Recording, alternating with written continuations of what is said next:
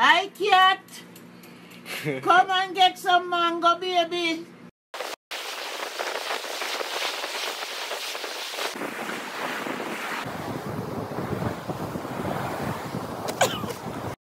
One, two, 1, 2, 3.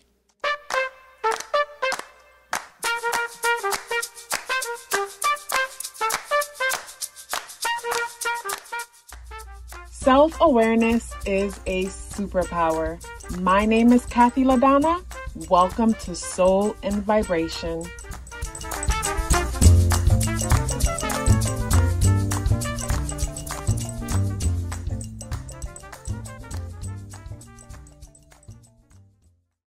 I hope the free thinkers are doing well. And if you're not doing well, I'm happy to remind you that you are the most powerful person that you know. You are the most powerful person that you know because only you can create your reality. This is the full moon in Capricorn video, part 1. Part 2 is available on Patreon. Part 2 is where I go into a more detailed message for the sun, moon, and rising signs. So when it comes to this part 1 video, this video is 5 things that I want to share with you about the full moon in Capricorn that's happening Friday, June 21st at 9:08 p.m. Eastern Standard Time.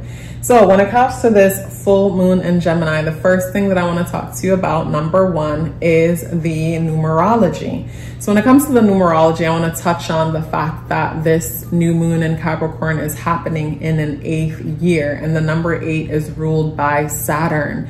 And Saturn is in Pisces. So when it comes to, say, this year and it being an 8th year, Saturn energy within this year is helping us to clear the fog. It's helping us to cut through the fog, cut through the BS. When I think of like Pisces energy, I think of how we could lie to ourselves and delude ourselves and, you know, get lost in our fantasies. And fantasies could be a good thing, but, you know, some of them don't work for us. And, you know, with the Saturn energy, it forces us to be truthful about what's not working for us and what is working for us. But more than anything with it in Pisces, it helps us to be more organized about our dreams. Also too, when we're in an 8th year, when we look around at the world or look around at our lives, this is a year that forces us to take inventory of our lives. This is the year where you take inventory of your relationship.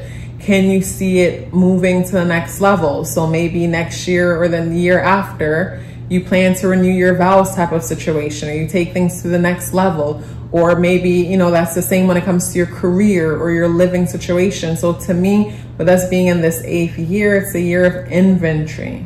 You know, we're taking a look at what's happening and we're deciding if we're going to continue the cycle or if we want to break out of the cycle and start a new cycle. So June is the 6th month. The number 6, when you look at it, it looks pregnant. The number 6 deals with family.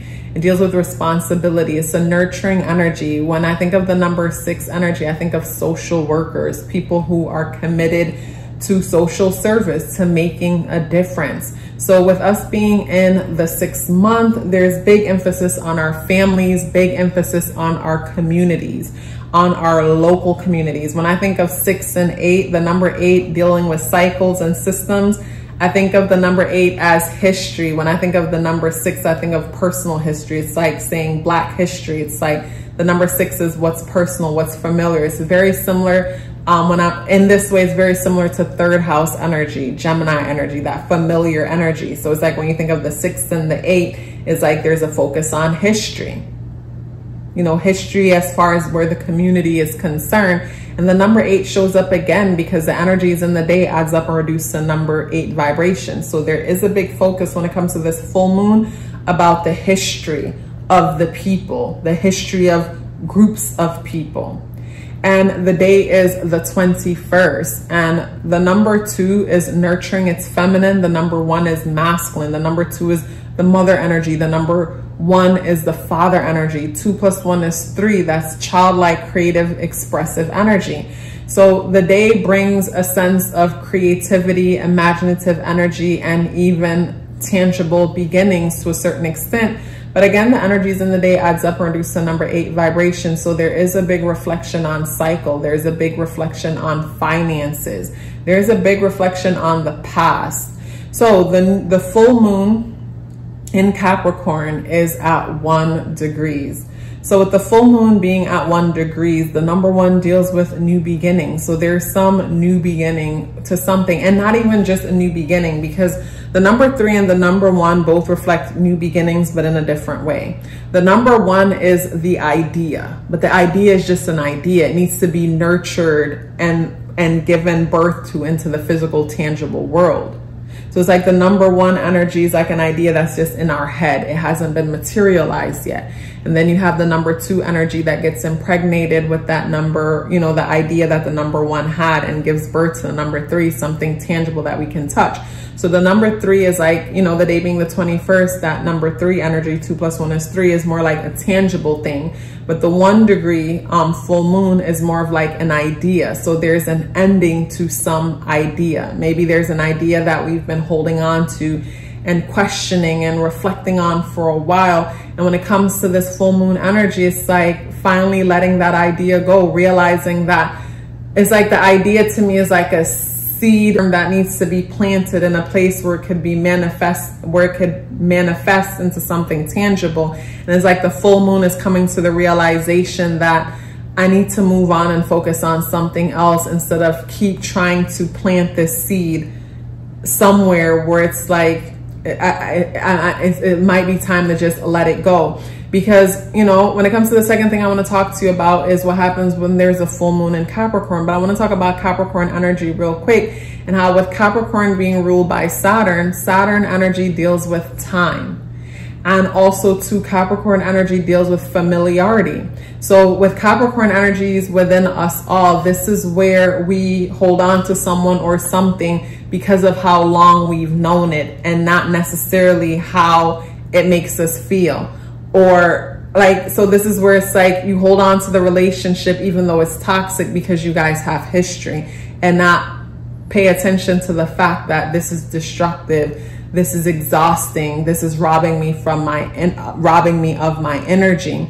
It's like with that Capricorn energy, you know, because of familiarity, we'll want to hold on, we'll feel a guilt of letting go, because we've known this thing for so long. Even though at the same time, Capricorn is a very ambitious energy and all about growth, but this is where we stagnate our own growth, because as we're fighting to achieve certain things, we have other things holding us down, and we allow it because they're familiar. And I always say familiarity will feel safe even when it's destructive. And the word familiarity comes from the word family. Familiarity, family. You know, some things could feel safe even when they're destructive, and this is where we have to implement proper boundaries. So it's like you want to hold on to these things, but operate with proper boundaries so that these things don't bring you down. So what happens when there's a full moon in Capricorn? So a full moon is when the sun and the moon oppose each other at the exact degree. So that means the sun is in Cancer at 1 degree, while the moon is in Capricorn. So that a full moon means an opposition. There's a push and pull. There's a tug of war between feminine and masculine energy. The sun is masculine energy, and it's in an air sign, Gemini. It's in a water sign, Cancer, and the moon is feminine energy in a earth sign, which is feminine, Capricorn. So it's like the sun and moon are both in feminine signs, but Capricorn energy could feel masculine in the way how it operates, because the fact that it represents us going after something. But when I think about the feminine aspect of it, I think of say within ourselves, you know, like basically it's like seeing something first and then going after. It's like you would have had to went after it within yourself before you physically went out there. But the opposition between Capricorn and Cancer brings me to a push and pull between, for some it could be between the father and the mother, because Cancer is the mother, Capricorn is the father, the sun is the father, the moon is the mother. So there's a push and pull between masculine, feminine energy. There's a push and pull between your home life and your public life. I think about how some of us, you know, we want to aspire to certain things in the world, but at the same time, we feel like we're neglecting the things that really matter. So it always comes down to balance for me whenever we're dealing with a full moon energy. It's like balancing out both the energies in order to get peace, in order for a thing to work. So when I think of balancing, say, Cancer and Capricorn energy, you know, I look at both energies and I look at the Capricorn energy and reflect on what are the goals, what are the things that you're trying to achieve with the Capricorn energy, 10th house energy, MC energy. And then I look at the Cancer energy, 4th house energy, home energy. You know, what makes you feel safe? What makes you feel nurtured? And you look at what makes you feel safe. You know, you look at what makes you feel safe, what makes you feel nurtured. And you look at your ideal goals, dreams, and the reputation that you're trying to create for yourself. And you find a common ground in between the two. You figure out a way how to make both those things work together. So, you know, with the sun in Cancer, this is where, you know, needing privacy within the home. The home needs to be a sacred space. So with the moon in Cancer and being so ambitious and having these goals and things one wants to, with the moon in Capricorn, being so ambitious and having these goals one wants to achieve, to me, a common place is, you know, making sure that the home is always protected with the sun in Cancer, making sure the home is a sacred space, but more than anything, making sure the motivation for the goals and the ambition is for the home, because then it makes sense. Then it makes sense to go out there and make these goals and things for ourselves if it's clear, like, why we're doing whatever it is that we're doing. So with the full moon in Capricorn, something comes to an end about our goals. Something comes to an end about something that we saw for ourselves, about our ambition. Capricorn energy deals with our responsibility. So I feel like this is where someone lets go of a responsibility. This is where someone may have realized that, you know what, I can't keep carrying this thing anymore. It's like someone coming to the realization that the car payment is killing them, or that there's too much house. This is, you know, like the children are off, everybody is off, and the house is so huge and it's so expensive, and you could have something so much smaller, but still nice and still big, instead of what you have that is just, it's no longer working. So it's like changing this view that you have for yourself. And along with the view, the responsibilities also change. So the third thing that I want to share with you when it comes to this full moon in Capricorn is the challenges. And I feel like the challenge when it comes to this full moon brings me to like the ego. Like when I say the ego, meaning how much we are identified with our goals and our image and the way we want to be seen in the world, to the point that, you know, it's time to walk away from a thing and it's like holding on for the sake of reputation. I remember when I lived in Cali and I was renting a chair in this one salon in the Baldwin Hills, Crenshaw area, and the owner had this big old lavish salon, but you could tell it was a lot for this person to carry. And it's like every month, whenever the rent is due, you could just see the stress on them dealing with what they're dealing with. And, you know, they fought for a long time trying to hold on to this thing where it's like eventually they had to let it go anyways, because it was on it's like, to me, trying to catch this thing that's falling. And it's like they're trying to catch this thing that's falling, or pieces from this thing that, if the thing is coming down, but as it's coming down, parts are breaking apart and they're trying to catch each thing, opposed to just recognize that like it's just time to walk away. So it's like, to me, the challenge was like this person's ego. But I bet when they walked away, you know, and was realistic about what they had the ability to respond to, what kind of responsibility they could take on as far as a space, probably made so much more money, because the other thing was a money pit. Like it wasn't a fit at the moment. So I feel like for some of you, the challenge is like your ego and being honest that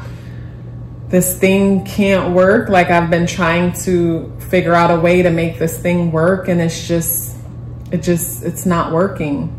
You know, it's not what I see for myself, or being honest that I never wanted this for myself. Actually, this is something that I wanted to do to make someone so proud of me, or to make someone so happy. And it's like the challenge is accepting that truth, accepting the fact of that. When I look at the full moon, it's a part of a T-square between what's happening in Cancer, which is the Sun, Venus, and Mercury, and also to Neptune in Pisces. So with the Neptune aspect of this T-square, it brings me to like struggling when it comes to like trusting one's intuition. It's like being so practical to the point where it's like thinking everything is cut dry when everything isn't just cut dry. Like it's like there's more to the world than just what meets the eye.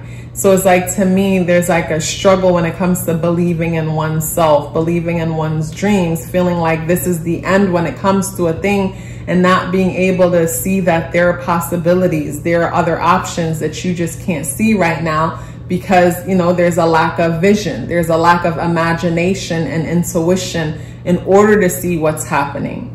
So when it comes to this full moon energy, you know, if you find yourself feeling stressed out about what needs to be released, you know, remind yourself that in this moment, I only feel this way because I'm not allowing myself to see everything. Yeah, in this moment, I only feel this way because I'm not allowing myself to see everything. When it comes to the fourth thing that I want to share with you about this full moon in Capricorn, the fourth thing is what is unexpected. And I feel like when it comes to, say, the unexpected energy of this full moon, it brings me to the whole salon situation that I just shared. And, you know, the person giving up this big burden, trying to take on this thing. And what's unexpected is the fact that you feel so relieved after you free yourself from this burden. What's unexpected is that you might stop and ask yourself, why did I feel like I needed to keep that going in the first place? It's like, what's unexpected is that you realize that I'm worrying about what other people are thinking when other people aren't even thinking about me because they have their own things going on. So I feel like what's unexpected about this full moon energy is the level of freedom that this full moon energy brings. That's what's unexpected about this energy. I look at Saturn, and I look at Saturn because the full moon is in Capricorn, and Saturn is the ruler of Capricorn, and Saturn is in Pisces, positively aspecting the part of fortune in Cancer.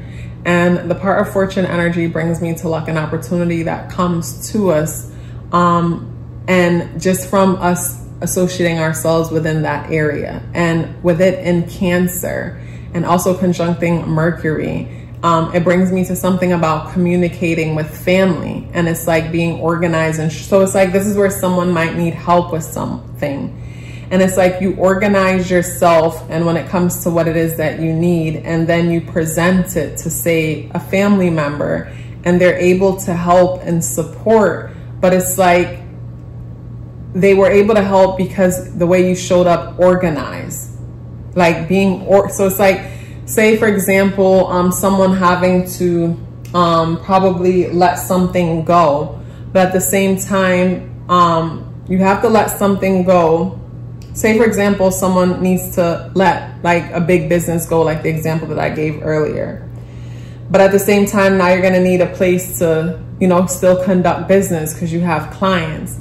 And it's like going to a family member, or going to a family member, a mother, or someone who is a part of your intimate circle, and then having like a printout that's well organized of your plans and saying, hey, I need some help. This is my plan. This is my promise. Can you help me? And just from being so organized with your plan and with your promise, you'll be surprised that, you know, the help comes, which brings me to the fifth thing that I want to share, which is the blessings.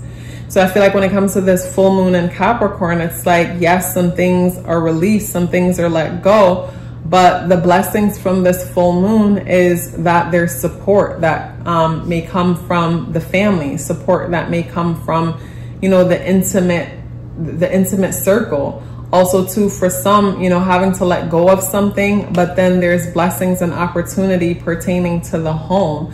So I think of like someone having to let go of one thing, but then lucking out in some way pertaining to the home and the living environment.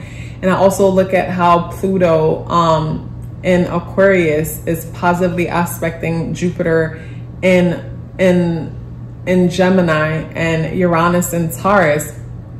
And when I look at all of that, I think of like our social groups, the people that we connect ourselves to, the groups and the people we associate ourselves with. And I'm convinced that the universe blesses us through others. So it's like with this full moon energy, even though something has to be released, and this full moon energy feels a little bit challenging to me because it feels like the thing that has to be released, it's like it's an ego kill. Like it does something to the ego. You know, there's almost shame around having to release this thing or having to put this thing on hold. And, you know, we don't need to feel that way. We don't need to feel that way. But there's support when it comes to, say, you know, the groups that you associate yourselves with. But when I look at, say, Pluto squaring Mars and Taurus, it's like you can't keep doing things the same way. Something has to change. Something has to change within the way we do things. So I go back to like us being in an 8th year and the energies in the day adding up and reducing to number 8 vibration. And the number 8 deals with cycles. Is like something about the cycle that you've been on has to change.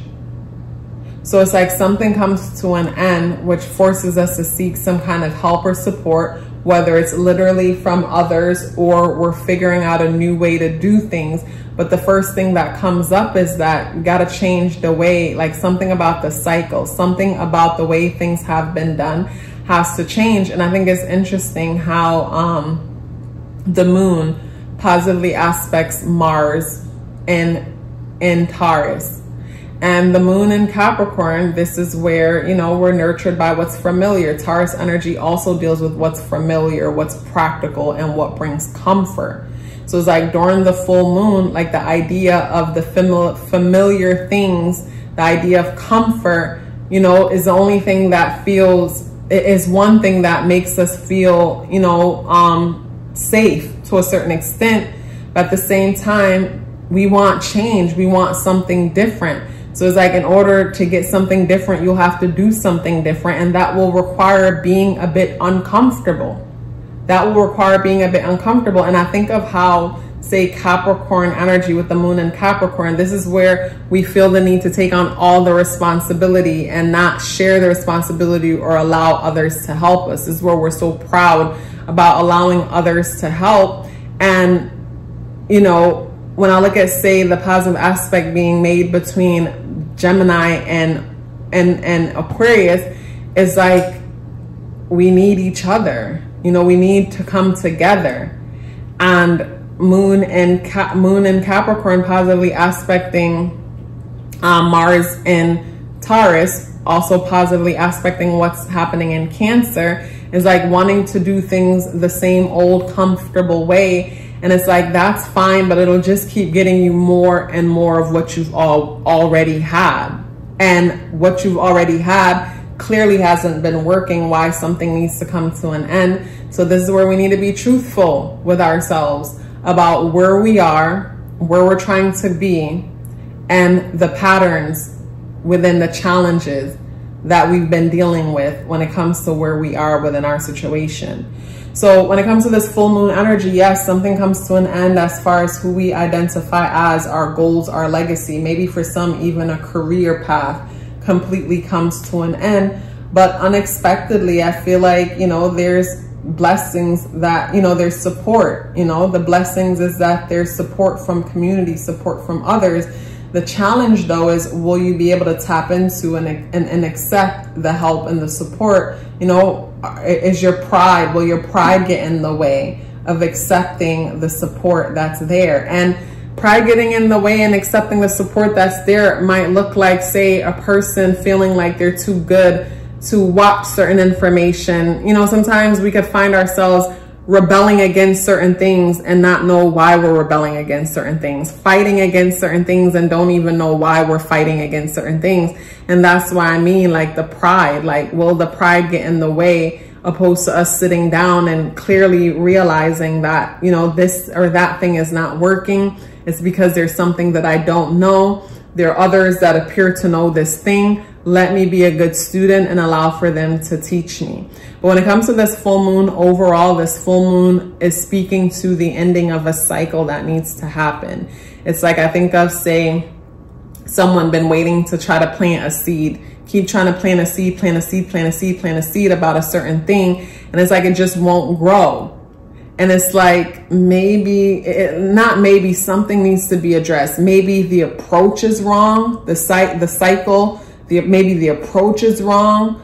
Maybe the seed is not yours. Like you're trying to plant someone else's seed. You know, that could be it. There's something that needs to be addressed, maybe about the goal or the way you're trying to approach the goal. But something comes to an end pertaining to, you know, our goals, our ambitions, our legacy, maybe something about our relationship with our fathers or our family or whoever is the head of the household, our responsibilities within the family. And what comes to an end is the cycle, the systems that we approach these things with, or maybe the idea that we have for a thing. You know, this is where we could find ourselves projecting on the ones that we love, hoping for things to be a certain way and not accepting the fact that it just is what it is type of vibe. You guys, it was such a pleasure sharing this message with you. This is part 1 of the full moon in Capricorn video. Part 2 is available on Patreon. Hey guys, I want to share with you 7 benefits of getting a numerology natal chart awareness coaching session. The first one is understanding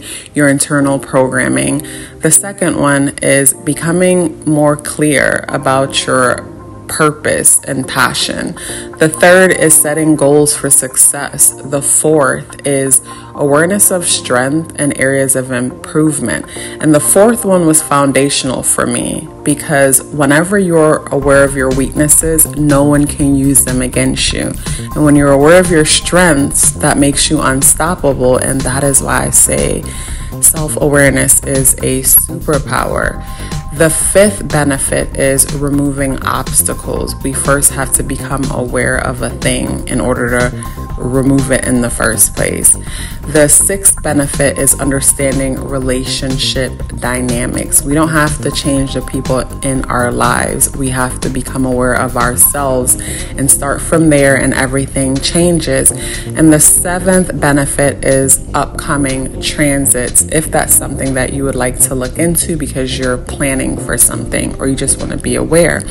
So if you're interested in booking a numerology natal chart awareness coaching session or learning more about it, the link to book or the link to send me an email for questions are both within the description box below. If you'd like to check out my Patreon where I share exclusive content, the link to check out what's happening on Patreon is in the description box below. Please let me know you're here with me by dropping me a red heart in the comment box below. I would love to hear from you and look forward to seeing you in the next video. Love yourself as if your life depended on it, because it does. Take care of yourself, and I look forward to seeing you in the next video.